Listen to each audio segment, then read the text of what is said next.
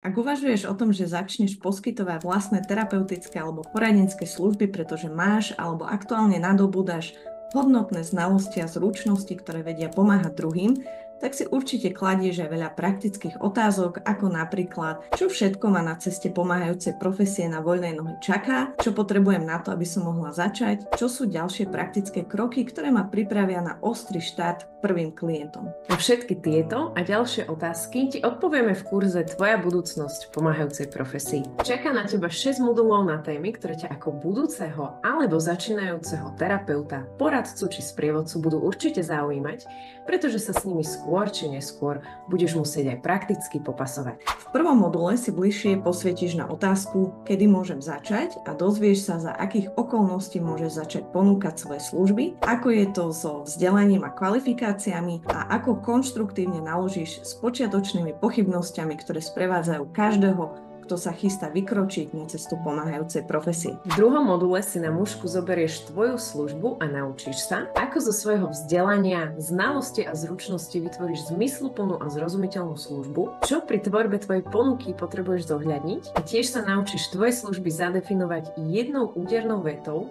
ktorá tvojim budúcim klientom rýchlo a jasne odkomunikuje, ako im vieš pomôcť. V treťom module sa dozvieš, aké praktické formality na teba čakajú pred samotným štartom do praxe. Ako je to so živnosťou alebo založením firmy, s akými nákladmi treba počítať, alebo čo je právne minimum pre poskytovanie služieb. Štvrtý modul ti priblíži tému získavania klientov a ty sa dozvieš, ako je to s marketingom služieb, ako rozlíšiš, ktorým propagačným aktivitám má zmysel venovať svoj čas a energiu a dostaneš aj niekoľko praktických usmernení, ktoré ti pomôžu vytvoriť si lepšiu predstavu o tom, ako môže vyzerať marketing tvojich služieb. V 5. module bližšie spoznáš realitu práce terapeuta a dozvieš sa, čo všetko ťa čaká okrem samotnej práce s klientmi, aké najčastejšie výzvy potrebuješ vedieť zvládnuť a čo potrebuješ preto, aby ti pomáhajúca profesia prinášala dlhodobé naplnenie a spokojnosť. V 6. a poslednom module si vyjasníš svoje ďalšie kroky a urobíš si plán,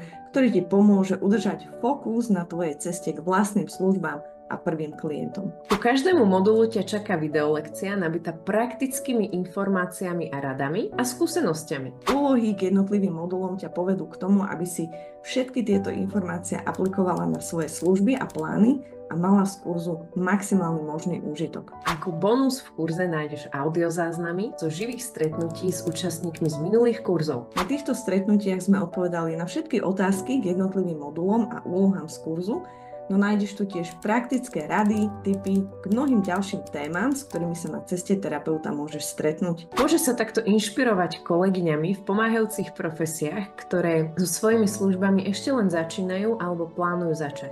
Určite sa nájdeš v ich zdieľaniach, skúsenostiach aj otázkach. Poď teda zistiť, ako vyzerá tvoja budúcnosť v pomáhajúcej profesii a lepšie sa zorientovať v tom, na čo všetko potrebuješ myslieť, ak chceš jedného dňa vyštartovať do terénu s vlastnými službami pomoci druhým, nastaviť si praktický a realistický rámec pre uskutočnenie tvojej vízie o vlastnej terapeutickej praxi a doplniť si potrebné praktické informácie k témam, ktoré ťa na tvojej ceste terapeuta na voľnej nohe čakajú.